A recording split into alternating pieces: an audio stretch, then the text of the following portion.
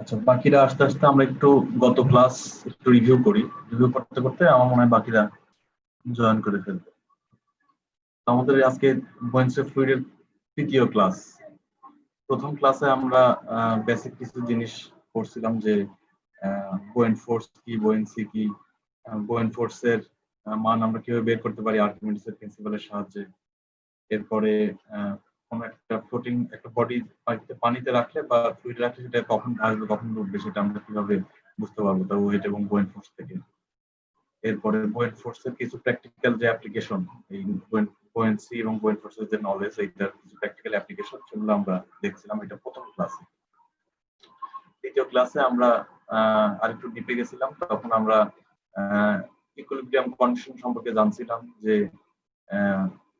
যদি ওয়েটটা যেটা গ্র্যাভিটেশনাল ফোর্স এবং বুয়েন্ট ফোর্স এটা এই দুইটা যদি কোলিনিয়ার ইকুয়াল এবং অপোজিট হয় তখন হচ্ছে যে একটা বডি ইকুইলিব্রিয়াম কন্ডিশনে থাকে, সেটা আমরা জানছিলাম। তারপরে আমরা এই মেটা সেন্টার সম্পর্কে আর কি জানছিলাম যে মেটা সেন্টার বলতে আমরা কি বুঝলাম, থাকে একটা বস্তু আমরা স্মল অ্যাঙ্গেল একটা টিল দিই একটু নাড়ায় দিই, সেটা একটা ইমাজিনারি একটা বিন্দুর সাপেক্ষে এটা দুলতে শুরু করবে পানির মধ্যেই, সেইটাকে বলা হচ্ছে যে মেটা সেন্টার। এই বিন্দুটাকে দেখা যায় না, এটা হলো যে ইমাজিনারি একটা পয়েন্ট। সেটাকে কম্পেয়ার করার জন্য আমরা বলছিলাম সরল দোলক একটা পয়েন্টের সাপেক্ষে যেখানে বাধা থাকে সেখান থেকে দোলে সেরকম একটা পয়েন্ট। আচ্ছা, এরপরে আমরা মেটাসেন্ট্রিক হাইট সম্পর্কে জানছিলাম যে মেটাসেন্টার থেকে সেন্টার অফ গ্র্যাভিটির যে ডিস্টেন্স সেটাকে হলো যে আমরা বললাম যে মেটাসেন্ট্রিক হাইট। এবং আমরা জানলাম যে মেটাসেন্ট্রিক হাইটটা ইম্পর্টেন্ট জানা খুবই, কোনো জাহাজ বা নৌকা বা যে কোনো তোমার যে কনসার্ন যে বস্তুটা পানিতে যেটা আছে, কারণ হচ্ছে যে মেটাসেন্ট্রিক হাইট থেকে স্ট্যাবিলিটি সম্পর্কে ধারণা পাওয়া যায়। তো যে এবং মেটাসেন্ট্রিক হাইটটা যত বেশি হবে স্ট্যাবিলিটি তত ভালো হবে, সেই জন্য আমাদের মেটাসেন্ট্রিক হাইট সম্পর্কে জানা দরকার। তো এখন এই মেটাসেন্ট্রিক হাইট বা মেটাসেন্টারের পজিশন এটা আমরা কিভাবে বের করতে পারি সে ব্যাপারে আমরা দেখলাম যে দুইটা পদ্ধতি আছে, একটা থিওরিটিক্যাল মেথড আছে আর একটা হচ্ছে অ্যানালিটিক্যাল মেথড। থিওরিটিক্যাল এবং একটা এক্সপেরিমেন্টাল। থিওরিটিক্যাল যেটা সেটাকে অ্যানালিটিক্যালও বলা হয় অনেক সময়। এক্সপেরিমেন্টাল মেথড যেটা, এই দুইটার মধ্যে আবার কোনটা কখন ব্যবহার করে তার কিছু কথা ছিল যে থিওরিটিক্যাল মেথডটা শিপটা কনস্ট্রাকশন করার আগে, আর এক্সপেরিমেন্টাল মেথডটা শিপটা কনস্ট্রাকশন করার পরে করা হয়। এক্সপেরিমেন্টাল মেথড যেটা সেটা আমরা গত ক্লাসে ডিটেল দেখছিলাম যে সেটাই ক্লাস ওই পর্যন্ত ছিল যে সেটা আমরা বের করছিলাম যে এই মেটাসেন্ট্রিক হাইটটার ভ্যালু কত, এক্সপেরিমেন্টালি ভ্যালুটা কত কিভাবে বের করা যায় সেটা আমরা গত ক্লাসে এই পর্যন্ত ছিলাম। আজকের ক্লাসে আমরা হলো যে থিওরিটিক্যাল মেথড যেটা বা অ্যানালিটিক্যাল মেথড ওইটা এবং তারপরের যে অংশগুলো সেগুলো আর কি শুরু করব। তোমরা অলরেডি এখন অনেকজন আসছো, তাহলে আমি শুরু করি এখান থেকে। তুই পার্ট 3 তে আজকে 3 নাম্বার ক্লাসে আর কি যে বিষয়গুলো আমরা দেখবো যে how metacentric height can be determined by analytical method, analytical বা থিওরিটিক্যাল মেথড যেটা, what is stability of the floating body, how stability of the floating body may get affected, what is the effect of anchor at the base of ship on its stability, what is the effect of bilge water on a floating body। এই বিষয়গুলো আজকে আর কি cover করব। তো এক এক করে যাই। প্রথমে যে অ্যানালিটিক্যাল মেথড যেটা, সেটার জন্য সেটা বোঝার জন্য এখানে একটা ওই যে ফিগার আছে এবং ফিগারের সাথে সাথে আমরা লেখাগুলো দেখবো যে আগে যদি লেখাটা দেখো, যেটা বলা আছে যে consider a ship floating fully in water which is given a clockwise rotation through a small angle theta radian. The immersed section has now changed from ACD to ACD1 E1, and original center of buoyancy has changed from B to B1. আচ্ছা, একটু আমরা যদি দেখি এখানে দেখো, প্রথমে এখানে যে একটা হলুদ যে অংশটা দেখতে পাচ্ছ, যে ইয়েলো টাইপের কালারের যে অংশটা দেখতে পাচ্ছ, সেই অংশটা প্রথম অবস্থায় ছিল, মানে এটা হলো যে একটা জাহাজ বলো বা বস্তু বলো যেটা ছিল পানিতে তার ক্রস সেকশন। মাউস পয়েন্টারটা কি দেখা যাচ্ছে কিনা? একটু কেউ একজন জি বল। স্যার, দেখা যাচ্ছে। আচ্ছা, এখানে যে পানির যে একটু মাউস পয়েন্টারটা খেয়াল রাখবে এই বোঝার জন্য, কারণ এখানে তো বোর্ডে লেখার সুযোগ নেই, এখানে এইভাবেই এখন বুঝতে হবে। এটাকে নিচে নামায় দিই। আচ্ছা, এখানে যে ওয়াটারের যে সারফেসটা আছে সেটা এখানে চিহ্ন দিয়ে এখানে যে দেওয়া আছে এটা ওয়াটার সারফেস। এর মধ্যে এই যে জাহাজটা বলবো বুঝতে পারো সেটা ক্রস সেকশনটা এটা। এখন যে হলুদ মতো দেখতেছো সেটা হলো যে তার পূর্বের অবস্থা, যেটা অরিজিনালি যে অবস্থায় ছিল। এখন তুমি যখন এটাকে স্মল অ্যাঙ্গেল একটা টিল দিলা, সেটা একটু ডান দিকে ঘুরলো, ঘোরার পরে এখন যে ব্লু কালারের যে অংশটা দেখতেছো সেটা হলো ঘোরার পরের অবস্থা। তাহলে আগে ছিল এরকম, পরে হলো এইরকম। তো সেই দুই অবস্থার কি অবস্থায় ছিল সেটা এখানে বলা আছে যে আহ, যে দ্য ইমার্জ সেকশন। প্রথমে হচ্ছে যে এটা যখন তোমার প্রথম অবস্থায় ডুবেছিল তখন এর পানির নিচে কতটুকু ছিল? পানির নিচে ছিল এ সি ডি ই, এই অংশটা তখন পানির নিচে ছিল। এ সি ডি ই, আমার একটু মাউস পয়েন্টারটা ফলো করবো সবাই। এ সি ডি ই এই অংশটা ছিল পানির নিচে। এখন যখন এটাকে টিল দেওয়া হলো স্মল অ্যাঙ্গেলে, তখন আহ, এটা যেহেতু ঘুরে গেল, ঘুরে একটা নতুন পজিশনে আসলে একটু ঘুরলো, তখন হচ্ছে যে পানির নিচে গেল যে অংশটা সেটা হচ্ছে যে A C D one E one. তো পানির নিচের কতটুকু সেই অংশটা চেঞ্জ হইলো A C D one E one. তো যেহেতু এখন ডান দিকে একটু বেশি ডুবে গেছে আগের তুলনায়, তো আমরা যেটা জানতাম যে বোয়েন ফোর্সটা কোথায় কাজ করে, যে পানির নিচে যে ডুবে আছে যে অংশটা তার হলো যে সেন্টার পয়েন্ট। এখন যেহেতু ডান দিকে বেশি ডুবলো, সেন্টার পয়েন্টটা এখন তাহলে ডান দিকে একটু সরে আসবে। তো বোয়েন ফোর্সটা আগে তাহলে কাজ করতেছিল বি পয়েন্টে, এখন কাজ করবে বি ওয়ান পয়েন্টে। এটা যখন এই যে ডান দিকে যখন একটু থিটা অ্যাঙ্গেলে যখন এটাকে ঘোরানো হয়েছে তখন। এখন আরেকটা কথা যেটা বলা আছে যে the triangular wedge A O M, এই যে এ ও এম এই অংশটা has come out of water.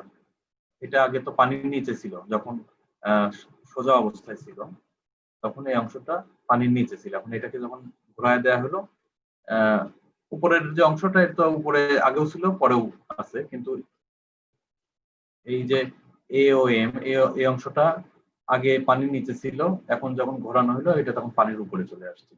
এটাকে আমরা আবার একটা ব্লু কালারের যে রেখা দিয়ে এখানে এই অংশটাকে আলাদাভাবে দেখানো আছে।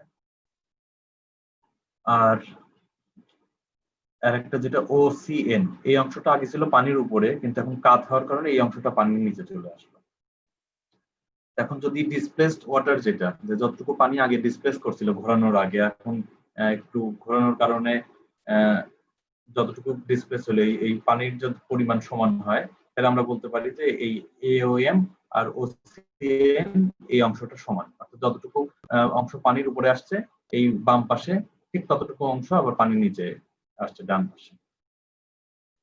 সেটা কিসের সাপেক্ষে? যেখানে ও পয়েন্টের সাপেক্ষে, এবং এমটা যেহেতু মেটা সেন্টারের কাছাকাছি, এম মেটা সেন্টার পয়েন্ট সাপেক্ষে বলা যায়, বা এখানে মাঝখানে যে ও পয়েন্টটা এটার সাপেক্ষে কি হলো, এই বাম পাশের অংশটা উঠে আসলো আর ডান পাশের অংশটা এই দিকে নিচে নামলো।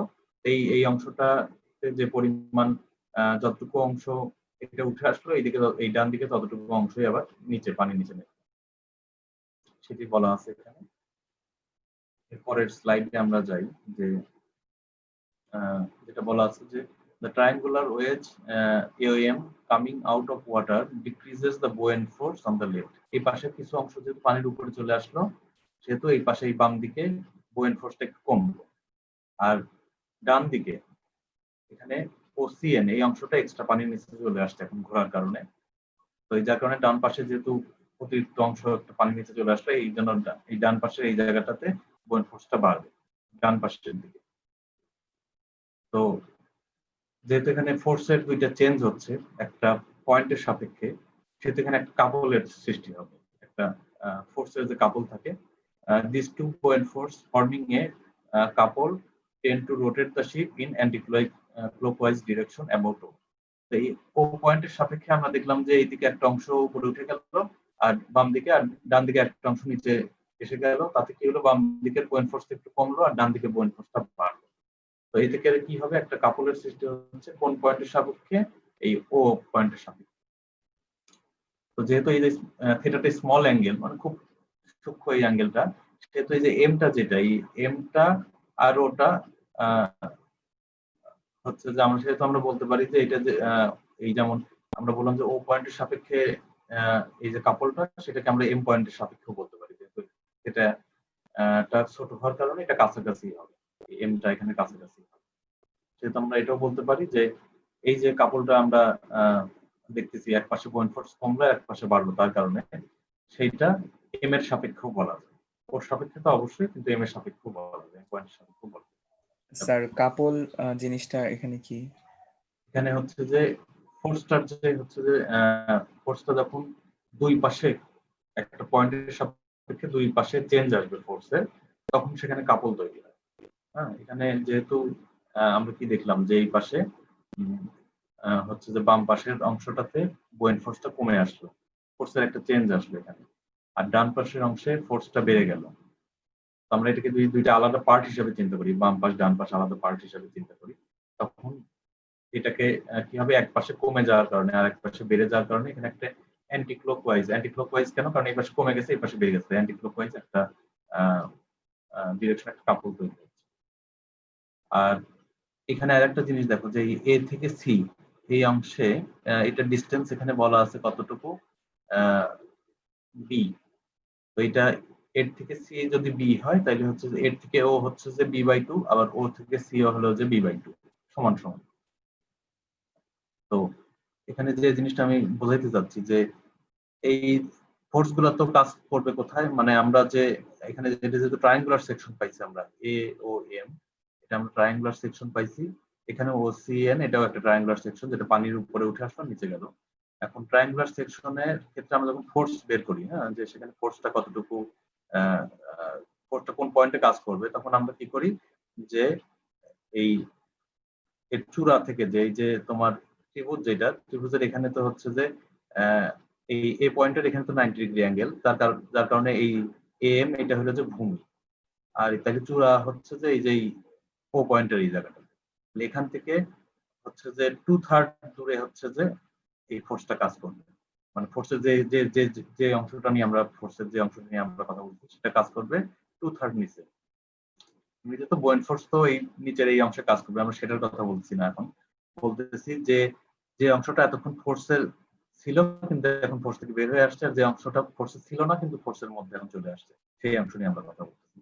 তো এখানে তাহলে এই ও থেকে 2/3 দূরে, অথবা এই যে এই এই বটম এই যে নিচের যে অংশটা আছে সেখান থেকে 1/3 উপরে, তাইলে এই ও থেকে এটা হলো যে 2/3 দূরে এই পয়েন্টে একটা ফোর্স, যেটা আগে ছিল এখন নাই। আর এই ও থেকে এই ডান পাশে 2/3 অফ হাফ বি, এখানে যেহেতু ওসিটা হচ্ছে যে half B, 2/3 of half B এই দূরে এই পয়েন্টে একটা আবার ফোর্স, যেটা আগে ছিল না এখন আমরা পেলাম সেই ফোর্সটা। এইটা একটু মাথায় রাখতে হবে, কারণ পরের স্লাইড ওইটাও আমাদের দরকার হবে।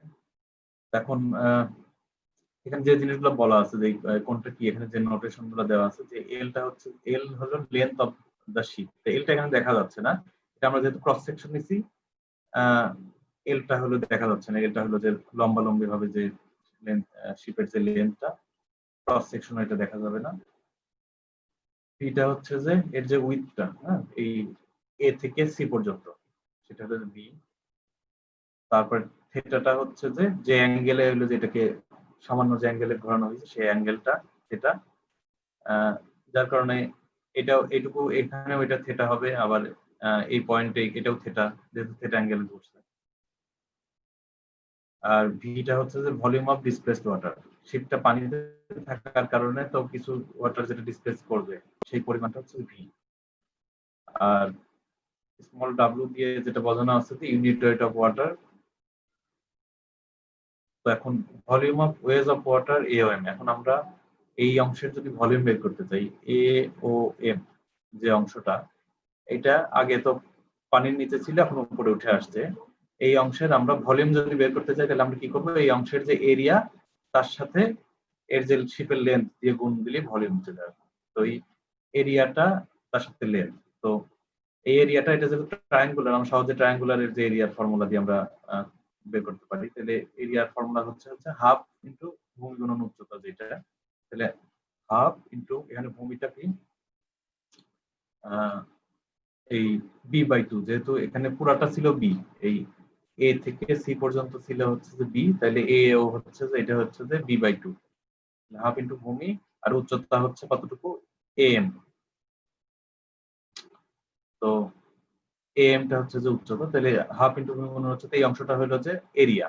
আর তার সাথে আমরা এখন এই যে লেন্থ যেটা শিপের, সেই লেন্থ দিয়ে যদি গুণ দিই তাহলে হচ্ছে যে আমরা ভলিউমটা পাইলাম। তাইলে volume of wedge of water AOM, এই অংশের যে ভলিউমটা এওএম, এই অংশের ভলিউমটা সেটা হলো যে এই half into b/2 into am into L. এখন এই এমটাকে আমরা কি লিখতে পারি, নিচের লাইনে দেখো যে এমটাকে লেখা হয়েছে b/2। সেটা কিভাবে আসলো, এই ও এর সাপেক্ষে এখানে যদি একটু পুরো একটা সার্কেল চিন্তা করো, তাহলে দেখবে সার্কেলের একটা অংশ তো হচ্ছে যে এই এওএম, এই এওএম হচ্ছে সার্কেলের একটা অংশ। এখানে যেহেতু থিটা অ্যাঙ্গেলে ঘোরানো হয়েছে, এই ও এর এখানে যে অ্যাঙ্গেলটা, এই অ্যাঙ্গেলটাও থিটা হবে। তো এটাও যদি থিটা হয় তাহলে এই থিটা আর এর যে এই এটাকে আমরা যে একটা সার্কেল হিসাবে যদি চিন্তা করি, এই সার্কেলের ব্যাসার্ধ কি হচ্ছে, এই এওটা হচ্ছে ব্যাসার্ধ, এও মানে হচ্ছে যে b/2। তাহলে b/2 এর সাথে তুমি যদি এই অ্যাঙ্গেলটা থিটাটা গুণ দাও, তাহলে যে পরিধির এই অংশটুকু আসে সেটা হচ্ছে যে b/2। জাস্ট ম্যাথমেটিক্স যেটা। স্যার এটি তো আবার বলেন। আচ্ছা, স্যার আমরা স্যার b/2 এটা একবার বললে ভালো হয়। আচ্ছা আমি এখান থেকে আবার বলতেছি, এ ও এম যেটা, হ্যাঁ, এই সেকশনের আমরা ভলিউম বের করতে চাই। তো ভলিউম বের করার জন্য আগে এরিয়া, তার সাথে আমরা লেন দিয়ে মাল্টিপ্লাই করছি। তো এরিয়াটা কত, এরিয়াটা হচ্ছে যে ত্রিভুজের যে এরিয়ার সূত্র, হাফ ইন্টু ভূমি গুণ হচ্ছে, তাহলে হাফ, আর এই ভূমিটা হচ্ছে যে b/2। এই এওটা হচ্ছে এও ডিসটেন্সটা তো b/2, এই জন্য হলো যে এই যে b/2, আর উচ্চতা হচ্ছে am, এই am উচ্চতা। আমরা এই যে ত্রিভুজটার কথা বলতেছি, একটু মাউস পয়েন্টার খেয়াল করো, এই এওএম, এই ত্রিভুজটার এই ভূমির এইটুকু অংশ হচ্ছে b/2, যেহেতু পুরাটা b, তাহলে এই অংশটুকু হচ্ছে b/2। তাহলে হাফ ইন্টু ভূমি গুণন উচ্চতা হলো half into b/2 into am। সেই am টাকেই আবার আমরা কি লিখতেছি যে b/2।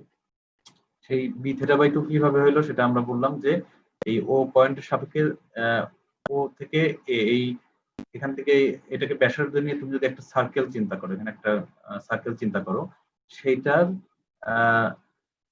তোমার কি হলো, ব্যাসার্ধ হচ্ছে যে এ অর্থাৎ b/2, আর তার সাথে তুমি এই যে এই অ্যাঙ্গেলটা যদি মাল্টিপ্লাই করো, থিটাটা মাল্টিপ্লাই করো, তাহলে b/2 হলো এই যে পরিধির এই অংশটুকু।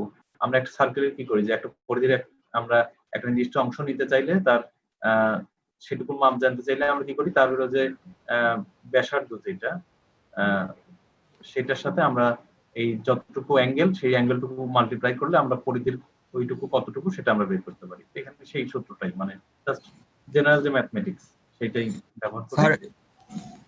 স্যার তাহলে স্যার এখানে সমকোণী ত্রিভুজ কেন ধরলাম না আমরা? সমকোণী ত্রিভুজ ধরলে তো ট্যান দিয়ে ভাগ হয়। না ত্রিভুজ তো ধরাই হয়েছে, ত্রিভুজ ধরা হয়েছে, কিন্তু যেহেতু থিয়েটারটা স্মল, সেজন্য এটাকে সার্কেল হিসাবে চিন্তা করলেও ওই তুমি সার্কেল হিসাবেও একই সাথে তুমি চিন্তা করতে পারো। এটা তো আসলে ত্রিভুজ, এটা কিন্তু সার্কেলের অংশ অ্যাকচুয়ালি না, কিন্তু আমরা হিসাবে সুবিধার্থে এটাকে একটা একটা একটা সার্কেলের অংশ হিসাবে চিন্তা করে নিলাম, কারণ আমাদের এম এইটার ভ্যালুটা জানা দরকার।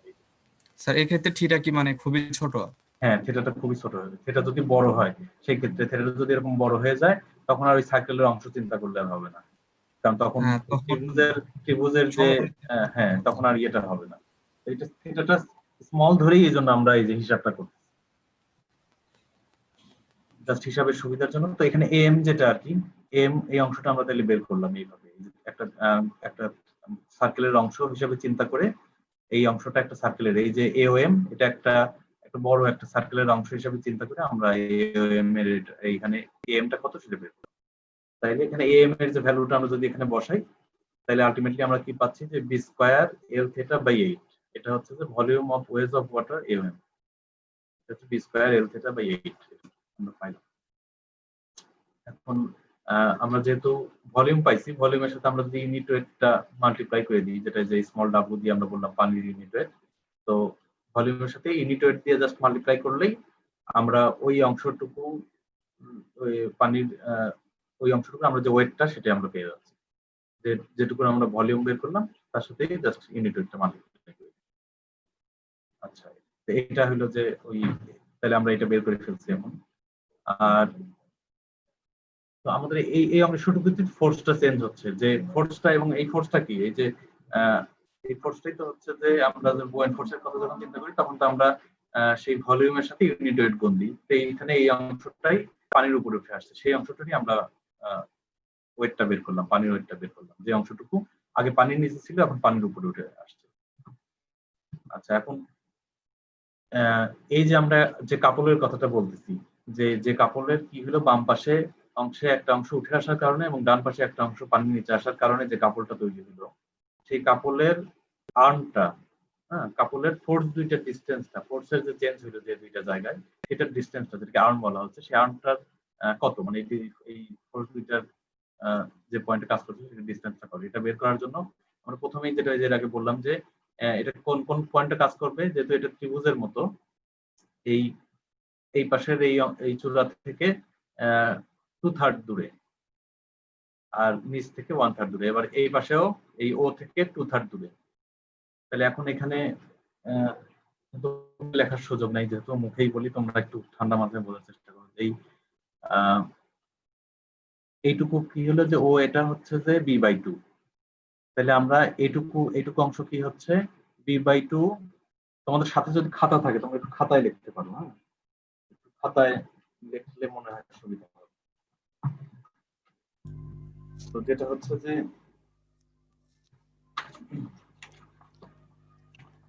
ওই এই যে অংশটা, এই অংশটা তাহলে কি হচ্ছে, এটা হলো যে এইটুকু অংশের এ ও, এটা হচ্ছে যে 2/3, তাহলে এ ও হচ্ছে যে b/2 ইন্টু হচ্ছে যে ওই অংশটুকু কত, 2/3 প্লাস হচ্ছে যে আবার এই পাশের কিছু অংশ আছে, আমরা যেটা যে আমরা এটা বের করতেছি, এই যে এইটা যেটা কি আলটিমেটলি পাইছি কি 2b/3 পাইছি, যেটা আমরা সেটাই আর কি বের করছি। আর এখানে এটা হচ্ছে যে b/2 ও এন, এটা হলো যে b/2, আর তার পুরো অংশ না, আমরা কোথা থেকে এইটুকু নেব, এটা হলো 2/3। 2/3 তাহলে আলটিমেটলি কি হচ্ছে 2/3 b/2 প্লাস 2/3 b/2 2b/3 হচ্ছে। তাহলে এই 2টা কাটা যাচ্ছে দুই পাশে, b/3 তাহলে 2b/3 হচ্ছে। তোমাদের স্ক্রিনে দেখা যাবে কিনা জানি না, আমার এখানে কি দাঁড়াও, এখানে দেখো লেখা অংশ উল্টা আসবে তো মনে হয়, এভাবে দেখে বোঝা যাবে না। তোমরা স্যার বোঝা যাচ্ছে খাতায় আচ্ছা স্যার বোঝা যাচ্ছে স্যার। উল্টা আসে কি দেখো, আমি যেটা লিখলাম এখানে কাগজে। না স্যার ঠিক আছে স্যার, ঠিক আছে স্যার। ওইটি তোমরা একটু একটু এই আমার বলার সাথে সাথে খাতায় লিখে নিলে কঠিন কিছু জি না। স্যার, বুঝতে পারছি, ঠিক আছে স্যার। হ্যাঁ। আচ্ছা, তো তাহলে আমরা এই যে এই ডিসটেন্সটা বের করে ফেললাম, যেটা হলো যে এই এই যে দুইটা ত্রিভুজের যে অংশটা আমরা দেখলাম তার যে সেন্টার পয়েন্টের ডিসটেন্স, এটাই হলো যে আর্ম অফ কাপল। এখন আমরা কি করি, আমরা এটা মোমেন্ট বের করতে পারি, তাহলে মোমেন্টের জন্য কি করি, আমরা এই যে ফোর্সের সাথে দুইটা যে ফোর্স তার সাথে এই ডিসটেন্সটা আমরা মাল্টিপ্লাই করি। তো এখানে আমরা দুইটা ফোর্স বা দুইটা কাপল পাচ্ছি আসলে। একটা হচ্ছে ডিস্টার্বিং ফোর্স, এটা ডিস্টার্বিং ফোর্সটা কি করতেছে, এই বস্তুটাকে যেহেতু একটু ঘোরানো হয়েছে, ডিস্টার্বিং ফোর্সটা চাচ্ছে যে বস্তুটা আরো ঘুরে হলো যে ডুবে যাক, মানে এটা হলো ডিস্টার্বিং ফোর্স বা টার্নিং মোমেন্ট। যেটা এই টার্নিং মোমেন্টটা কি জন্য তৈরি হচ্ছে, এটা বস্তুর এই যে এই পাশে যে তোমার ওয়েটটা মানে এই ওয়েট, এই যে অংশটা পানির নিচে আছে আর কি, তার যে ওয়েটটা আর কি, ওয়েটটার জন্য বস্তুটা ডুবে যেতে যাবে, এটা হলো ডিস্টার্বিং ফোর্স বা টার্নিং মোমেন্ট। আর রেজিস্টিং মোমেন্ট কোনটা, রেজিস্টিং কাপল কোনটা, সেটা হচ্ছে যে এই যে আমরা যেটা হিসাব করলাম যে একটা অংশ পানির উপরে চলে আসলো, নিচে চলে আসলো, একটা অংশ পানির উপরে চলে আসলো, যার কারণে ডান পাশে বুয়েন্ট ফোর্সটা বেড়ে গেল। ডান পাশে যে বুয়েন্ট ফোর্সটা বাড়লো সেটা তো নিচের থেকে উপরের দিকে প্রেসার দিবে, এই নিচের থেকে ডান পাশের যে বুয়েন্ট ফোর্সটা বাড়লো নিচের থেকে উপর দিকে প্রেসার দিচ্ছে, এটা হলো যে রেজিস্টিং কাপল। তো ডান পাশে যে বুয়েন্ট ফোর্সটা বেড়ে গেল, ওই যেটা আমরা হিসাব করলাম এতক্ষণ ধরে, সেটা চেষ্টা করবে যাতে হলো যে এই বস্তুটা পানি বা এই শিপটা যাতে পানিতে ডুবে না যায়, এটাকে আবার ঠেলা দিয়ে আবার উপরে তুলে দেওয়ার। আর এই জাহাজের বা এই বস্তুটার যে নিজস্ব যে ওয়েটটা, সেটা কি যাবে, সেটা কি করবে, সেটা এই একটা মোমেন্ট তৈরি করবে যেটা ডুবায় দিতে যাবে। এই দুইটাকেই বলা হচ্ছে, একটাকে বলা হচ্ছে ডিস্টার্বিং ফোর্স বা রাইট টার্নিং মোমেন্ট, আর একটাকে বলা হচ্ছে রেজিস্টিং কাপল বা রাইটিং মোমেন্ট। তো যেটা ডিস্টার্বিং ফোর্স সেটাকে আমরা কিভাবে বের করতে পারি? ভ্যালুটা হচ্ছে যে এই ভিটা যেহেতু ভলিউম বলাই আছে, এই এই যে জাহাজটা বা যে বস্তুটার ভলিউম, এই ভলিউমের সাথে ইউনিট ওয়েট গুণ দিলে আমরা ওয়েটটা পেয়ে যাচ্ছি। আমরা যে বললাম যে ওয়েটের কারণেই তো এই সমস্যাটা হচ্ছে। তো এই ওয়েটটা যেটা এই স্মল ডাব্লিউ ইন্টু ভি, যেটা শিপের ওয়েট বা হচ্ছে যে মানে পানির নিচে থাকা যে ওয়েটটা, সেইটা সেই সেই ওয়েটটার সাথে আমরা হলো যেহেতু এটা কতটুকু ডিস্টেন্স মুভ করতেছে, বি থেকে বি ওয়ান এর সরে আসতেছে, সেজন্য বি বি ওয়ান। এই বি বি ওয়ান কে আবার আমরা লিখতে পারি কি বি এম থেটা। এখানে যদি আবার দেখো যে এম বি বি ওয়ান, এটা একটা ত্রিভুজ চিন্তা করা যায়, এম বি বি ওয়ান। তো এই ত্রিভুজটার বি বি ওয়ান যদি তোমার ভূমি হয়, না বি বি ওয়ান যদি তোমার অতিভুজ হয়, এখানে যে থেটাটা হচ্ছে যে এখানে এম এর কাছে পয়েন্টে, এই জায়গাটা ভূমি হচ্ছে, ও বি ওয়ান এটা ভূমি হচ্ছে। তো সেই হিসাবে B B one equal to আমরা কি লিখতে পারি, B B one equal to লিখতে পারি বি এম ইন্টু থেটা। এই এটা হলো যে একটা সার্কেলের অংশ হিসাবে চিন্তা করবে। হ্যাঁ, এটা একটা সার্কেলের অংশ হিসেবে এখানে এই M into B one, M থেকে বি ওয়ান এই যে ডিস্টেন্সটা, সেটা হচ্ছে যে সেটাকে আমরা ধরে বা এম থেকে যে বি এটাকে ধরে যদি আমরা একটা পুরো একটা সার্কেল চিন্তা করি, ত্রিভুজ হইলে তো আমাদের ট্যান থিটা সাইন থিটা নিতে হবে। এখানে যেহেতু শুধু থিটা আছে, আমরা যদি এটাকে একটা সার্কেল চিন্তা করি, এম পয়েন্টটাকে মাঝখানে রেখে এই বি বা বি ওয়ান কে ধরে একটা সার্কেল দিয়ে চিন্তা করি, যেহেতু থিটাটা স্মল, আমরা এই ত্রিভুজটাকেও একটা হচ্ছে যে সার্কেলের অংশ হিসেবে চিন্তা করি। সেখানেও আমরা কি পাচ্ছি যে এই বিএম এর সাপেক্ষে একটা সার্কেল চিন্তা করলে এই বিএম এর সাথে আমরা যদি এই যেখানে থিটাটা মাল্টিপ্লাই করি, তাহলে আমরা সেটাকে বলতে পারি বি বি ওয়ান এর সমান, যেটা হচ্ছে আগের স্লাইডে আমরা করছিলাম। এখানে এম বের করার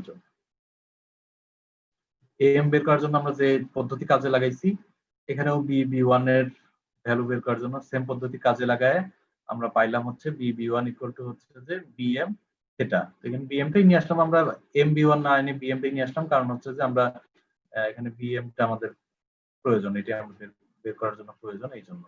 আচ্ছা, সেক্ষেত্রে আমাদের যে ডিস্টার্বিং ফোর্স যেটা বা টার্নিং মোমেন্ট, সেটা আমরা পাইলাম কি, যেটা পানির নিচের যে ওয়েটটা, সেটা হচ্ছে যে কত, ইউনিট ওয়েটের সাথে ভলিউম মাল্টিপ্লাই করে ডাব্লিউ ভি, তারপরে বিএম থিটা। এটা হলো যে ডিস্টার্বিং ফোর্স, যেটা যাচ্ছে যে চেষ্টা করতেছে যে বস্তুটা বা শিপটা ডুবে যাক, ডান পাশে আরো ঘুরে ডুবে যাক, সেই যেটা যাচ্ছে এই ওয়েটটা, শিপের ওয়েটটা। আর যেটা রাইটিং মোমেন্ট বা রেজিস্টিং কাপল, সেটার তো আমরা হলো যে ফোর্সটা এখানে বের করছি আগের স্লাইডে, এখানে যে W into B square L theta by 8, আর পরের স্লাইডে আমরা এই যে তার কাপল আর্মটা বের করলাম, এটা হচ্ছে 2b বাই 3। এই দুটাকে গুণ করে দাও, এই দুটাকে মাল্টিপ্লাই করলেই হচ্ছে যে এখানে যেমন এই যে ফোর্সের সাথে এই যে ফোর্সের ডিসটেন্সটা মাল্টিপ্লাই করা হয়েছে, এখানে এরকম ডিসটেন্সটা মাল্টিপ্লাই করলে যে W B cube theta L by 2, যেখানে এখানে একটা এক্সট্রা একটা বি আছে, বি কিউব হয়ে গেল। আর এখানে নিচে ছিল 8 ছিল, তো ডাব্লিউ বি স্কয়ার, জাস্ট এটা খাতায় যদি করো, খাতায় তোমরা করে দেখো, এই দুইটা মাল্টিপ্লাই করলে এটাই হবে W B cube L theta L by 12, এটা চলে আসবে ওই দুইটা মাল্টিপ্লাই। আগের স্লাইডে যেটা বের করলাম তার সাথে এই যে এই আর্ম যেটা, এটা মাল্টিপ্লাই করো, এটা বের। এখন যেটা আরেকটা জিনিস, যে এই যে আমরা এই অংশটা পাইলাম যেটা রেজিস্টিং কাপল, সেইখানের একটা জিনিস আমরা কি দেখতেছি, এল বি কিউব বাই 12, এই অংশটা, এই এল বি কিউব বাই 12 এই অংশটা হচ্ছে যে মোমেন্ট অফ ইনারশিয়া। তোমরা মোমেন্ট অফ ইনারশিয়া সম্পর্কে জানো, ফিজিক্সে দেখছো মোমেন্ট অফ ইনারশিয়া সম্পর্কে।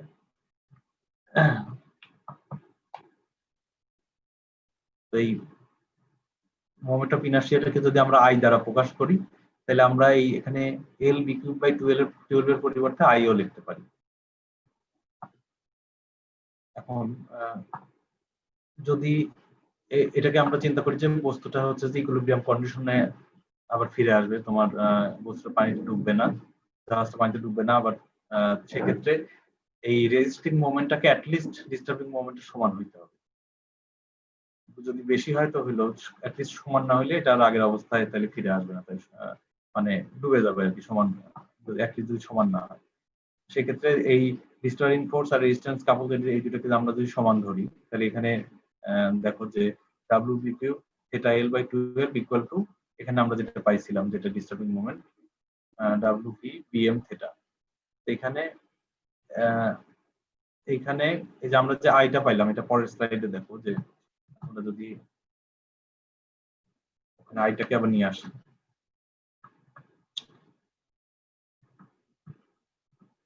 আইটাকে এখানে যদি আমরা বিএমটাকে এক পাশে রাখি, আমরা তো এই দুইটা সমান দেখলাম যে W L B cube theta by 12 equal to W P BM theta.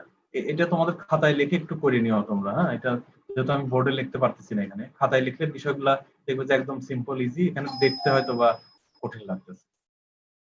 এখানে বিএমটাকে এক পাশে রেখে সবকিছু ওই পাশে পার করে দাও, দিয়ে এই এল বি কিউব বাই 12 কে দেখবো যে উপরে থাকতেছে এল বি কিউব বাই 12 আর নিচে থাকতেছে ভি। কিছু জিনিস কাটা যাবে, এই থিটা এটার সাথে এই পাশে থিটা এটা কাটা যাচ্ছে, এইভাবে এই ডাব্লুর সাথে এই ডাব্লু কাটা যাচ্ছে। তাহলে উপরে থাকতেছে কি এল বি কিউব বাই 12 আর নিচে থাকতেছে ভি।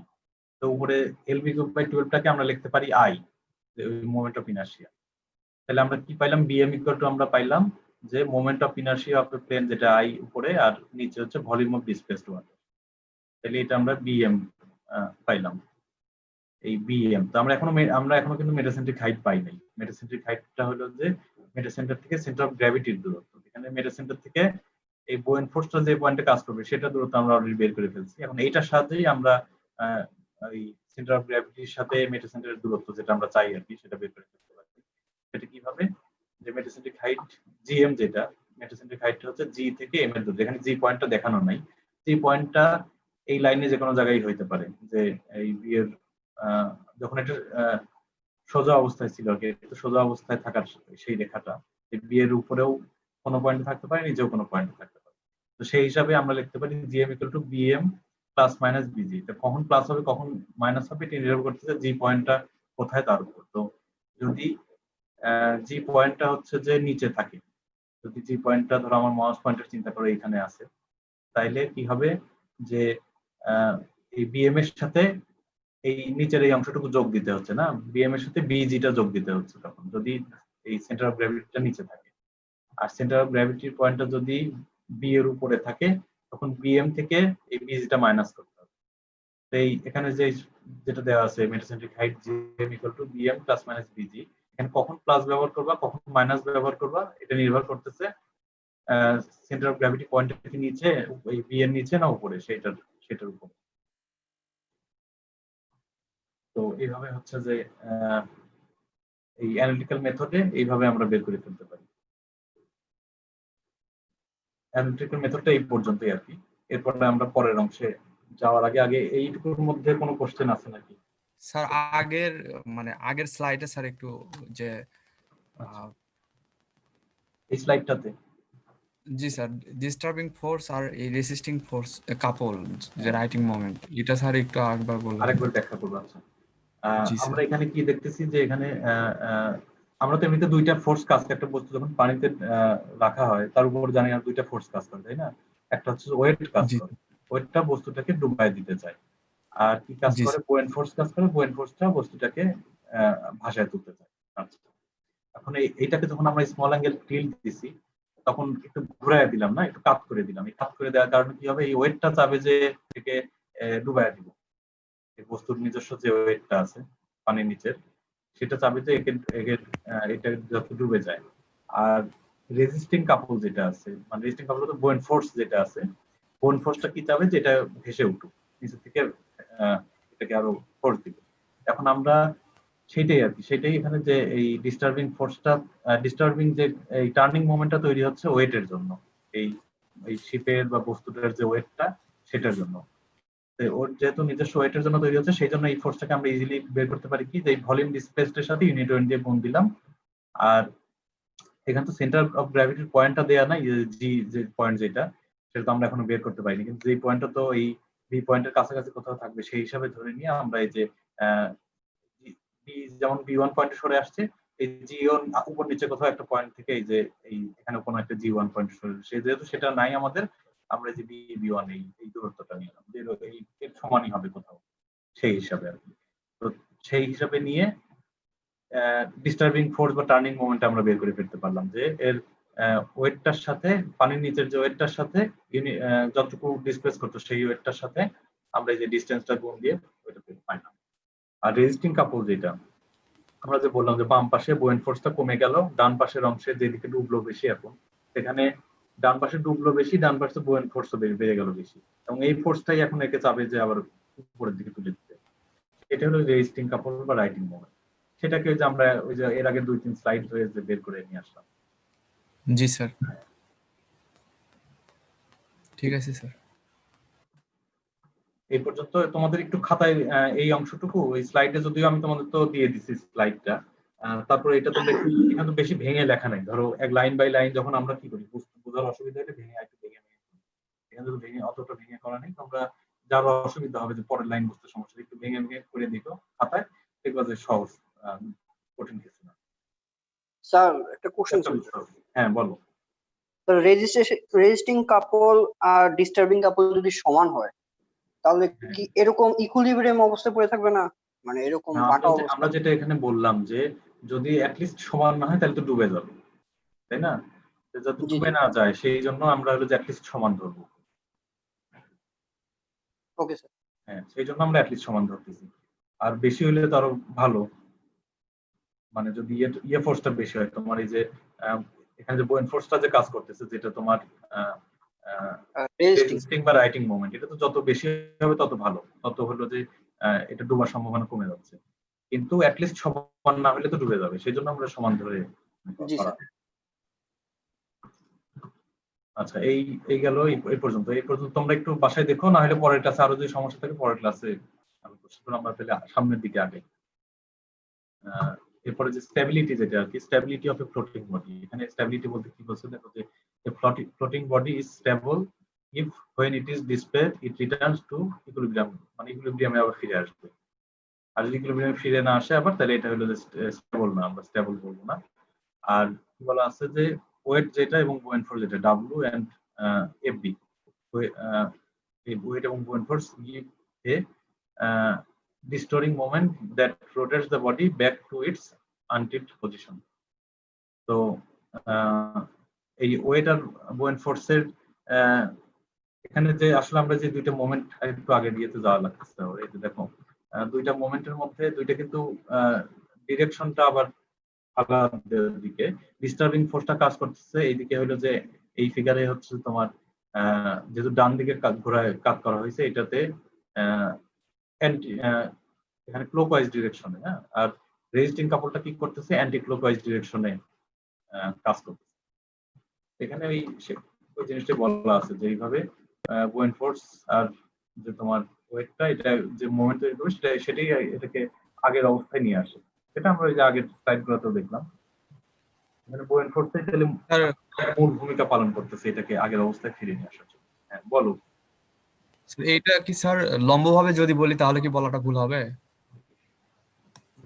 বুয়েন্ট ফোর্সটা তো লম্বভাবেই কাজ করে, হ্যাঁ, কিন্তু যখন আমরা কাপলের কথা চিন্তা করব, কাপলটাতে দুইটা ফোর্স আছে, তো তখন আমরা ওইটাকে বলি যে এটা কি ক্লকওয়াইজ ডিরেকশনে না অ্যান্টি ক্লকওয়াইজ ডিরেকশনে, কোন দিকে যাচ্ছে সেটা।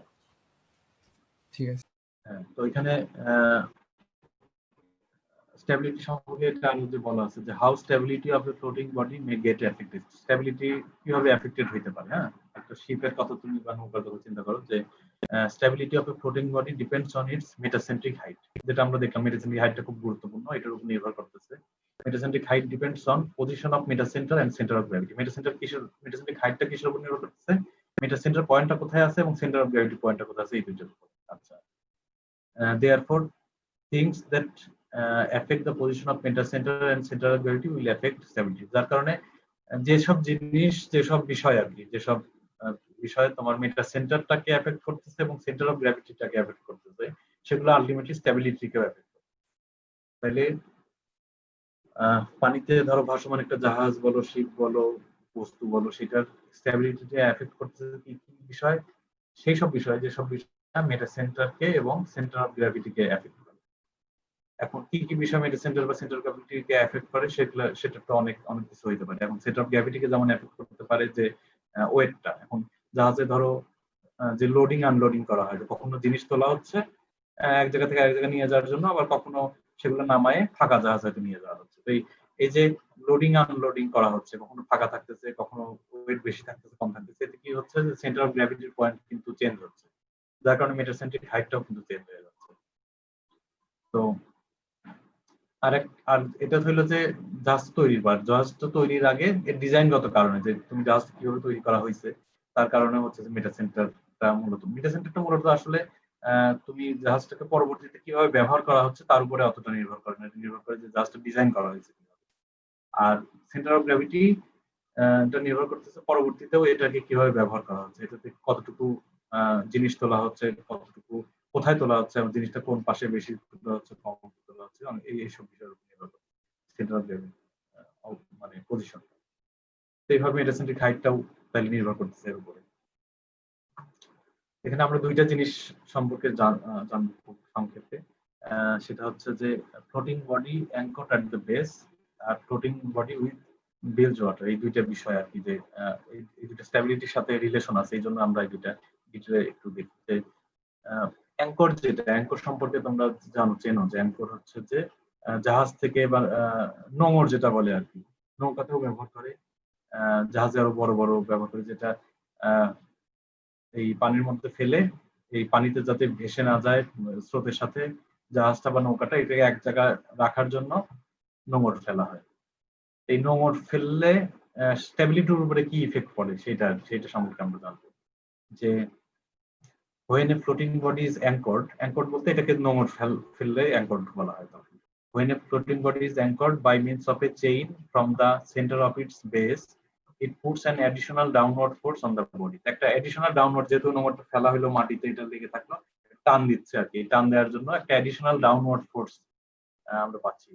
মানে ওয়েট ছাড়াও, এমনি ওয়েটের জন্য তো যে ফোর্স ছিল তার ছাড়াও এডিশনাল একটা ডাউনওয়ার্ড ফোর্স তৈরি হচ্ছে অ্যাঙ্কর ফেলার কারণে। তো তাতে কি হচ্ছে যে কজিং ইট টু ডিসপ্লেস লার্জার ভলিউম ওয়াটারটা, যেহেতু নিচের দিকে ফোর্সটা বেশি দিচ্ছে, ইউজুয়ালের তুলনায় বেশি দিচ্ছে, তাহলে বেশি পরিমাণ ভলিউমের পানি ডিসপ্লেস করবে তখন ওই জাহাজটা। আর বেশি পরিমাণের ভলিউম ডিসপ্লেস করলে তখন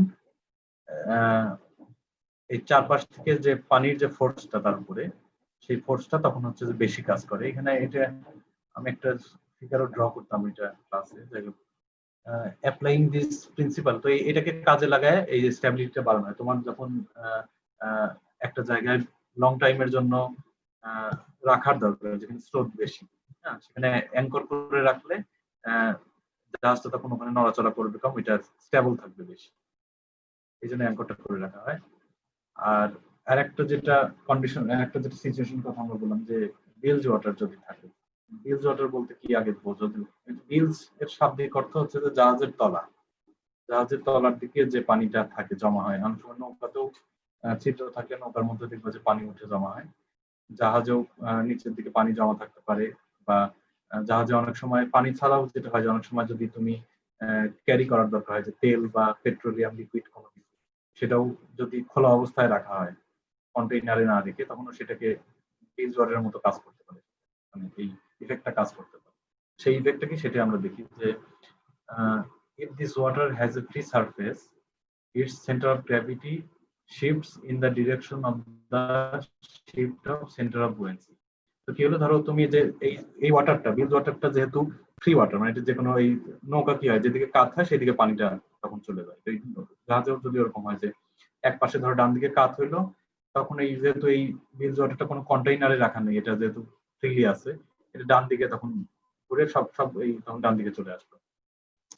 তখন কি হবে, ডান দিকে চলে আসলে ডান দিকে এই সেন্টার অফ গ্র্যাভিটিটাও ডান দিকে সরে আসবে। সেটাই বলা আছে এখানে, যে সেন্টার অফ গ্র্যাভিটি শিফটস বলতে সরে আসতেছে in the direction of shift of centre of buoyancy, এখন ধরো ডান দিকে কাত হইলো, ডান দিকে আমরা যে আগের যে ইয়েগুলো দেখলাম, ডান দিকে কাত হইলে ডান দিকে শুধু সেন্টার অফ বুয়েন্সি আসছিল এর আগে, কিন্তু এখন যেহেতু বিলজ ওয়াটার আছে, সেন্টার অফ গ্র্যাভিটিও ডান দিকে সরে আসলো ডান দিকে কাত হওয়ার জন্য, সেই সাথে সাথে এই সেন্টার অফ গ্র্যাভিটিও সরে আসতেছে, কারণ ওই যে পানিটা, ফ্রিজে পানিটা আছে এটা যেটা ডান দিকে সরে আসছে, পানিটার তো একটা ওয়েট আছে, এই জন্য সেন্টার অফ গ্র্যাভিটিও একটু ডান দিকে সরে আসছে। The movement of center of gravity of the bilge water decreases the stability of the ship. এখন ডান দিকে যখন সরে আসলো, ডান দিকে যদি ওয়েটটা সরে না আসতো, ডান দিকে শুধু যে বুয়েন্ট ফোর্সটা যে সরে আসলো, এটা বুয়েন্ট ফোর্সটা তো আমাদের লাভ দিচ্ছে, এটাকে আবার আমরা এখান থেকে লাভ পাচ্ছি, যে এটা হলো যে আবার উপরের দিকে প্রেসার দিয়ে এটাকে আগের অবস্থায় নিয়ে আসছে। এখন কিন্তু যখন ওয়েটটা আবার ডান দিকে সরে আসতেছে, এই পানির যে ওয়েটটা সেটা কিনা নিচের দিকে কাজ করতেছে, এটা বুয়েন্ট ফোর্সটাকে যে উপর দিকে কাজ করছে সেটাকে একটু কিছুটা নষ্ট করে দিচ্ছে আর কি।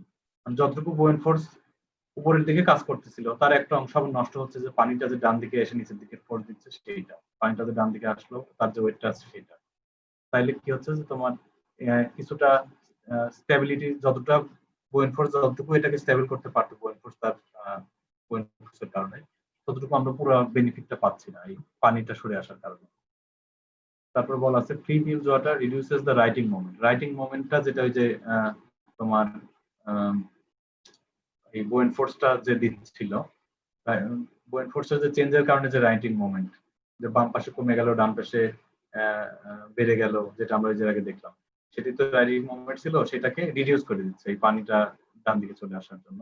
আমরা এখানে সবকিছু ডান দিকে বলছি, ওই ফিগারে ডান দিকে জন্য, এটা সবকিছু বাম পাশে হইতে পারে, আমরা এই ফিগারে ওইভাবে ড্র করা, আমি এই জন্য সবকিছু ওইভাবে বলতেছি। আর যেটা বলা আছে, the metacentric height of the ship also changes with the movement of bilge water. তো মেটাসেন্ট্রিক হাইটটাও চেঞ্জ হচ্ছে কেন? কারণ যেহেতু সেন্টার অফ গ্র্যাভিটি চেঞ্জ হচ্ছে, পানি কিছু চলে আসলো এই যে ডান দিকে, সেন্টার অফ গ্র্যাভিটিও একটু ডান দিকে বেশি সরে আসলো, এবং যার কারণে মেটাসেন্ট্রিক হাইটটাও চেঞ্জ হলো। আলটিমেটলি কি হচ্ছে যে তোমার যদি ফ্রিজ এরকম পানি থাকে, বিলজ ওয়াটার যেটা জাহাজের তলার দিকে বা নৌকার তলার দিকে যদি পানি থাকে, এইটা জাহাজ বা নৌকাটার হলো স্টেবিলিটিটাকে অনেকটা কমায় দিচ্ছে। তো এটা তাহলে খারাপ, এইভাবে থাকলে এটা স্টেবিলিটি কমে যাচ্ছে। এখানে জাহাজে তাহলে কি করা হয়, যদি এই প্রচুর পরিমাণে ধরো তোমার তেল, পেট্রোলিয়াম এগুলো যদি ট্রান্সপোর্ট করার দরকার হয়, তখন তাহলে কি করবে, তখন তারা ওই যে কম্পার্টমেন্ট তৈরি করে, অনেকগুলো কম্পার্টমেন্ট করে সে কম্পার্টমেন্টের মধ্যে নিলে তখন আর হচ্ছে যে যেহেতু ফ্রি মুভমেন্ট হবে না, কম্পার্টমেন্ট হলে জাহাজের যেখানে আছে সেখানেই থাকবে, এই বাম দিক থেকে ডান দিক বা ডান দিক থেকে বাম দিকে মুভমেন্ট করার সুযোগ থাকবে না। তো এই জন্য হচ্ছে যে তখন কম্পার্টমেন্ট করে এইভাবে হচ্ছে। তো এইভাবে এটা হচ্ছে বিলজ ওয়াটারের। আমরা যে দুইটা জিনিস দেখলাম, যে অ্যাঙ্কর করলে কি হচ্ছে, যে অ্যাঙ্কর করলে স্ট্যাবিলিটি বাড়ানো যাচ্ছে, আর বিলজ ওয়াটার যেটা, এটা বিলজ ওয়াটার থাকলে স্ট্যাবিলিটি আর কমে যাচ্ছে। সেটা কিভাবে বাড়তেছে কমতেছে সেটা আমরা এখানে ব্যাখ্যা করলাম। আজকের ক্লাসে এই পর্যন্তই। তোমাদের পরের ক্লাসে আমরা কিছু প্রবলেম দেখবো, এই বুয়েন্সির রিলেটেড কিছু প্রবলেম। থিওরি এই অংশেই শেষ, এই চ্যাপ্টারের থিওরি এতটুকু। আর এরপরে আর কি কিছু প্রবলেম আমরা দেখবো নেক্সট ক্লাসে। এটুকুর মধ্যে আর কোনো কোশ্চেন আছে নাকি তোমাদের? স্যার আর্ম অফ কাপড়টা একটু আরেকবার যদি পড়াতেন। আচ্ছা,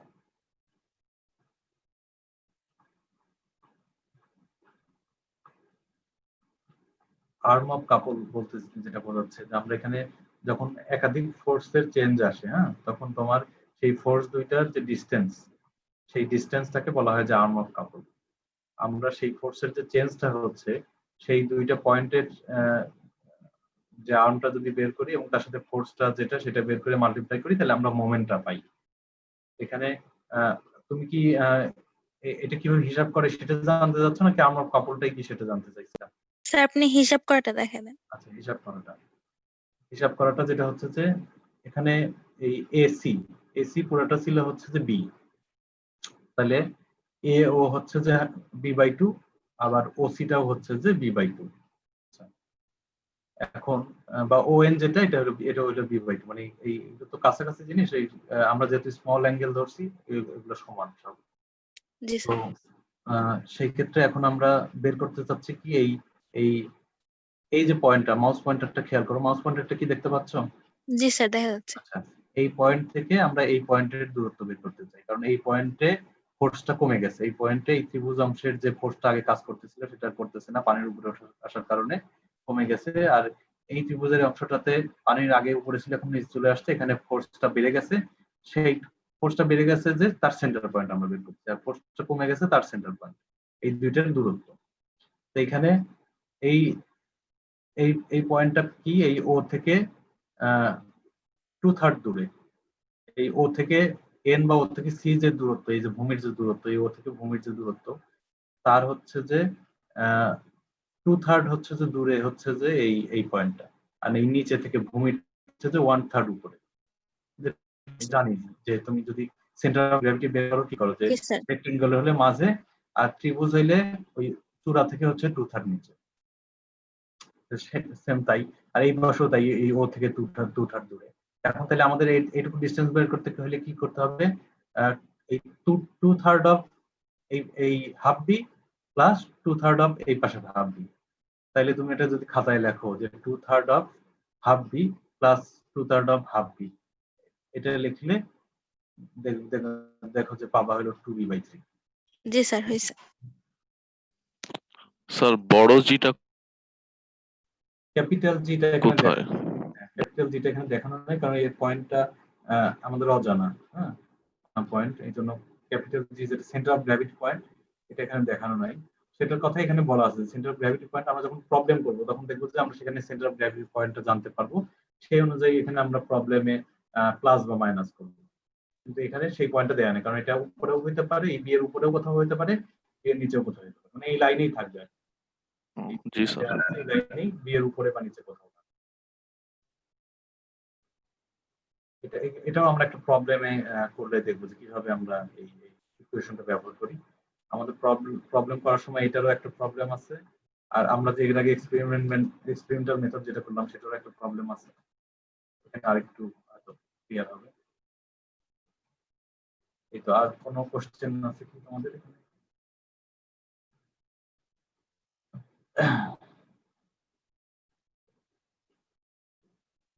আর অল্প কিছু সময় আছে, অল্প। তোমরা কতজন আছো? তোমাদের কি সবার নামের সাথে আইডিটা লেখা আছে? নামের সাথে আইডি সবার লেখা থাকলে আর আর কিছু ইয়ে করতে হবে না। আর যদি কারো নামের সাথে আইডি লেখা না থাকে সে চ্যাটে লিখে দিতে পারো, আর তাছাড়া প্রয়োজন নেই নামের সাথে আইডি থাকলে।